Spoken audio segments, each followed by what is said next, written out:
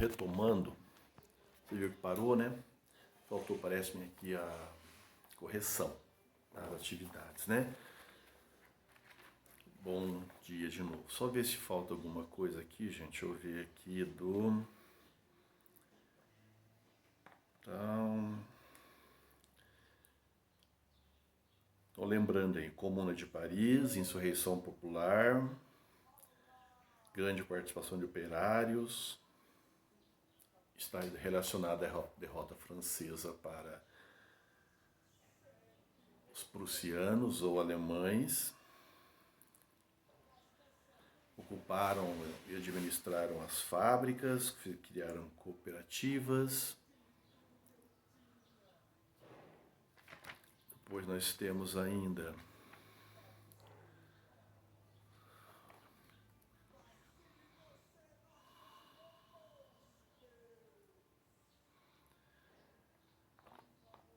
caráter socialista, tal. Temos dois exercícios aqui, então. Na página 341, você tem aí duas imagens. Na primeira aparece um obelisco aqui, né? um monumento. Na direita já não tem esse monumento, ele foi destruído. Então, na Praça de Vendôme, Paris, monumento erguido em 1804, com uma estátua de Napoleão Bonaparte lá em cima. Aí vem aqui a questão. Durante a Comuna de Paris, em 1871, a coluna foi derrubada e a estátua destruída. Isso demonstra que a letra E está certa.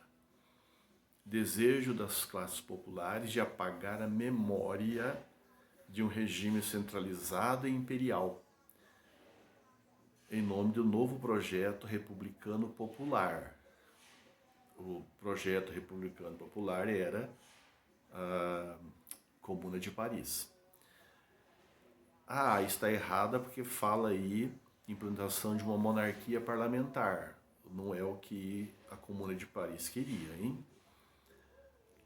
A B também está errada porque fala caráter destrutivo da coluna. Não tinha um caráter destrutivo. Incapaz de elaborar um projeto político. Elaboraram um projeto político, mas a comuna durou pouco, né? A C fala em manutenção do culto à memória, mas no caso eles destruíram. Então era para destruir aquela memória, construir outra. E a D fala do poder de destruição das novas tecnologias, nada a ver, né? Então E. A segunda tem um texto do Eric Hobsbawm, vamos ver. Tem havido um bom número de grandes revoluções da história do mundo moderno. Certamente a maioria bem-sucedida. Mas nunca houve uma que tivesse espalhado tão rapidamente e amplamente, se alastrado como fogo na palha e etc. Em 1848 foi a primeira revolução potencialmente global, cuja influência direta pode ser detectada inclusive aqui no Brasil, Insurreição Pernambucana de 1848. Pergunta: a onda revolucionária de 48 do século XIX estava ligada à delicada conjuntura sociopolítica da França, entre outros aspectos, caracteriza-se. Letra B. Instabilidade institucional, resultante das promessas não cumpridas do republicanismo francês, ascensão das camadas populares e etc. Tá? Então é isso. Está errada porque fala consolidação durante o reinado de Luís Felipe das conquistas burguesas. Lembra que nós falamos em traição? A revolta do proletariado? Só não, né? Burguesia também está aqui, nacionalistas. A C fala que eles estavam desorganizados, sem lideranças. Não, né? Fizeram um movimento. A D, aliança política entre conservadores e igreja protestante, também não tem nada a ver. A alternativa B de bom. E por falar nisso, começamos aí a aula 47. A aula 47 ainda século XIX, só que agora Estados Unidos. Então, Estados Unidos, século XIX, página 343, na verdade 344 começa o nosso esquema, e lá no texto, na página 186, tá? Seguindo aí por onde acharmos melhor. Bom, Estados Unidos, nesse período, no século XIX, né, nós temos um avanço e um crescimento econômico muito grande e um avanço territorial, tá? Rumo ao oeste. Isso tem a ver com algumas necessidades. Então nós temos aqui alguns fatores que provocaram isso. O primeiro é o fator demográfico. Então nós temos cada vez mais a chegada de imigrantes para os Estados Unidos. Esses imigrantes vão chegar, sobretudo, inclusive, no metade do século XIX, 1862, quando é feita a Lei de Terras, né? Lei de Cessão de Terras, de 1862, que inclusive vai se contrastar com a Lei de Terras do Brasil. Então vale lembrar que em 1850 o Brasil fez a sua Lei de Terras. A Lei de Terras no Brasil, ela dificultou a posse de terra para o pobre, para o escravo liberto, para o indígena, para quem quer que seja. Ela facilitou para o fazendeiro, porque ela colocava como critério a compra da terra e a legalização dela. Então o imigrante que vinha ali, que é o que poderia, porque o escravo vai ter qual fonte, né, para poder comprar. Mas a maior parte dos imigrantes vinha também sem dinheiro. Então ele vinha na expectativa de ir para uma fazenda, trabalhar, conquistaram algum recurso para ir comprar a terra. O que quase foi possível em pouquíssimos casos. Então a Lei de Terras nossa nós vamos ver em outro momento, né? Mas perceber como que aquilo dificultou o acesso à terra, concentrando a terra na mão de poucos. Nos Estados Unidos, em 1862, ao contrário, essas terras eram praticamente, elas já eram, antes disso, vendidas a um preço muito simbólico, né? Agora praticamente é de graça, é para quem chegar lá, só você tinha que chegar e produzir, em 5 anos produzir essa terra. Aí vem uma corrida, literalmente, para conquistar e para adquirir essas terras. Com isso ele vai ocupar um território, as terras já estão divididas, inclusive, né? Então é uma reforma agrária capitalista, mas é. E bastante inteligente por parte dos Estados Unidos e que beneficiou muito os imigrantes. Outro motivo é o econômico, que é essa expansão, né, da agricultura, da pecuária e da mineração. Até para fazer essa exploração é necessário construir ferrovias, estimular ainda mais a economia, né? Nós vamos ter aqui a descoberta do ouro, vou comentar já. E o que mais deve ser lembrado aqui, além de tudo isso, é o fator ideológico. Porque como que os norte-americanos vão conquistando essas terras assim, né? Porque as terras foram conquistadas ou pela compra ou pela guerra, pela conquista. Guerra com o México, por exemplo, ou conquista com os índios, por ter violência. Como que eu explico? Tem que ter uma explicação ideológica. A explicação ideológica é a famosa doutrina do destino manifesto. A doutrina do destino manifesto, fundada lá pelos puritanos. Os puritanos eram os protestantes lá, calvinistas, lembram? Falavam na predestinação. Pois é, então os norte-americanos se consideravam predestinados a dominar essa área. fazê-la produzir, dar certo, tal. Eles foram eleitos por Deus para fazer isso. Então eles se justificavam com essa doutrina aqui. Veja, não foi a primeira doutrina, né, dos Estados Unidos.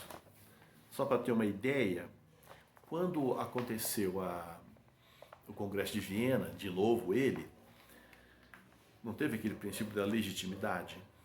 Então, dentro desse princípio, é como se a Europa pudesse de novo colonizar a América, né? Pegar aqueles países que tinham sido se tornado independentes. A Espanha aqui na América Espanhola e tal, né? A Inglaterra já está em outra, né? Já tem até relações comerciais aqui com a colônia. Bom, mas diante dessa possibilidade, o presidente dos Estados Unidos, na época, James Monroe, ele se coloca contra isso. Aí ele faz aquele famoso discurso dele contra a ingerência europeia na América, proclamando o que foi chamado de doutrina Monroe, em 1823, ou Monroe, 1823. A América para os americanos. E isso foi muito forte, muito interessante. É uma grande doutrina norte-americana aqui. Teremos outras doutrinas lá para frente, né? Em nome dessa doutrina, os norte-americanos já foram conquistando algumas áreas, né? Só para ter uma ideia, eles conquistaram a Louisiana, comprando da França, em 1803. Conquistaram a Flórida, da Espanha. Depois conquistaram uma área do México, Goldston, 1853. A Flórida foi em 1819. Em 1867, eles compraram o Alasca, da Rússia.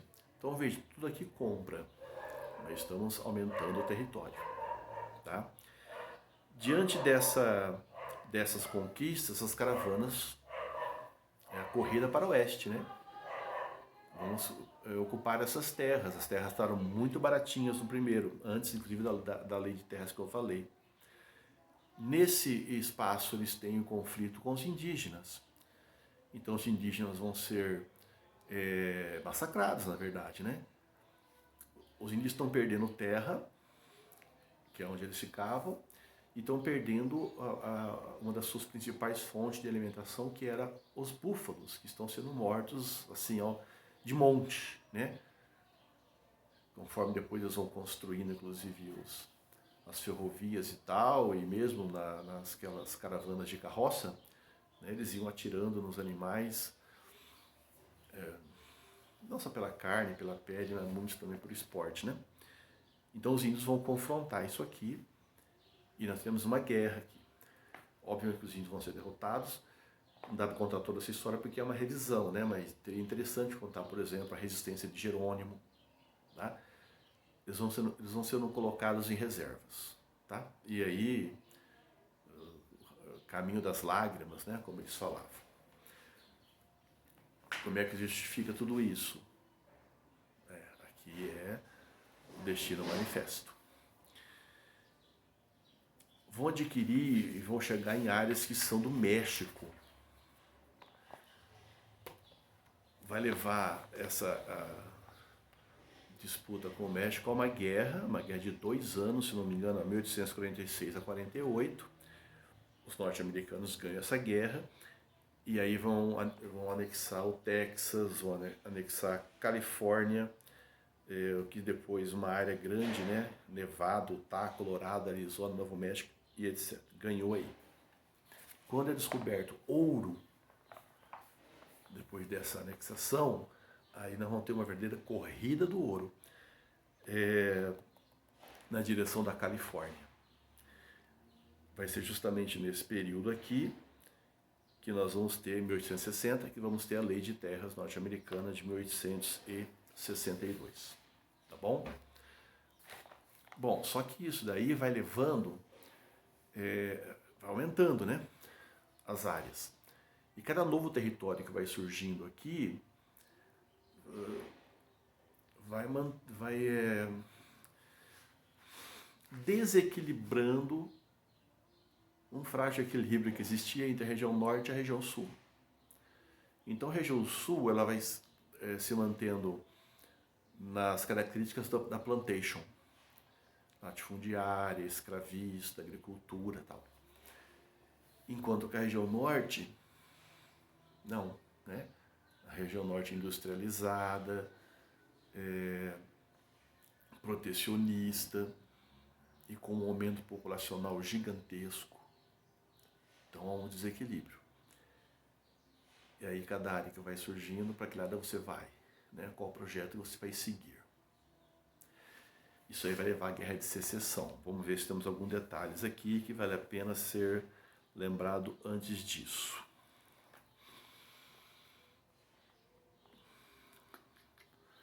Então vale a pena lembrar, antes da Guerra de Secessão, também na Guerra de Secessão, mas antes, sobretudo, da conquista do Oeste, quer na parte da agricultura, da pecuária, porque vão criar espaço só de plantação de gado, que é para nutrir, inclusive, esses que vão para mineração, né?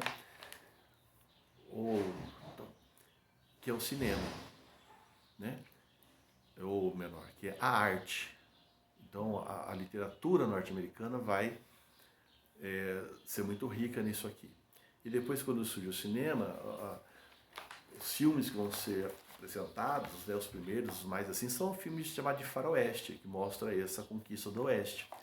E sempre normalmente colocando esse antagonismo aí, né, mocinho e bandido.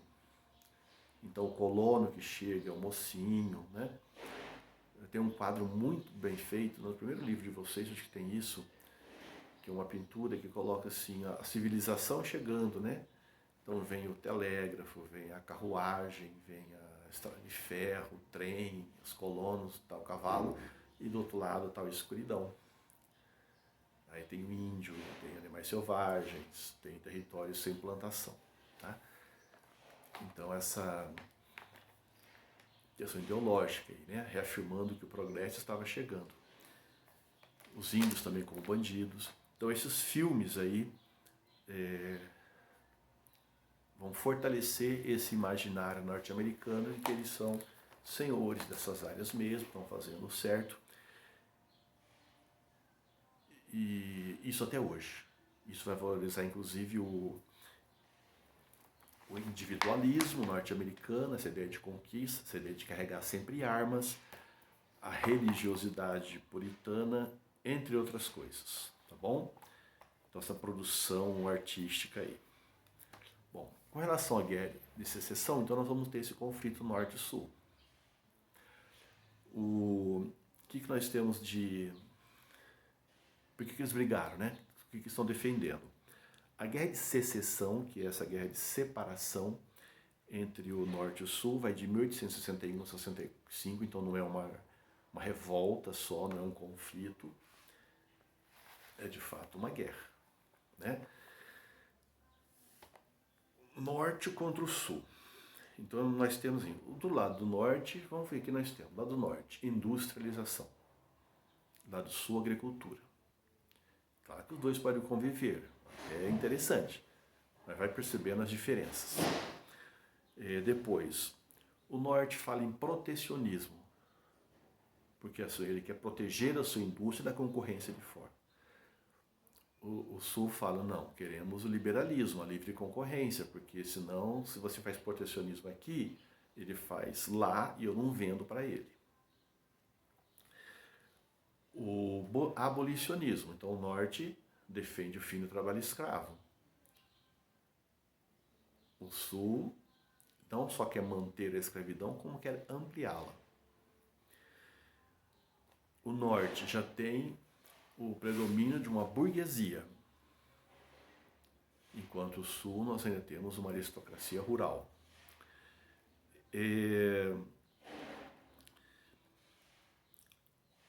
Os novos estados que estão aparecendo estão se adequando ao projeto nortista. Então me parece que estão aqui os elementos. Quais você não pode esquecer? o norte protecionista, abolicionista e industrialista, tá bom? E o sul agrícola, o sul escravista e o sul do livre comércio ou liberal, com o protecionismo. Tá. Diante disso, a eleição, em 1860, de Abraham Lincoln. E no projeto de Lincoln tinha o protecionismo e a união de todos ali, né, da Federação dos Estados Unidos. Quando ele é eleito, o Sul não aceita, e nós teremos um rompimento com a eleição do Abraham Lincoln.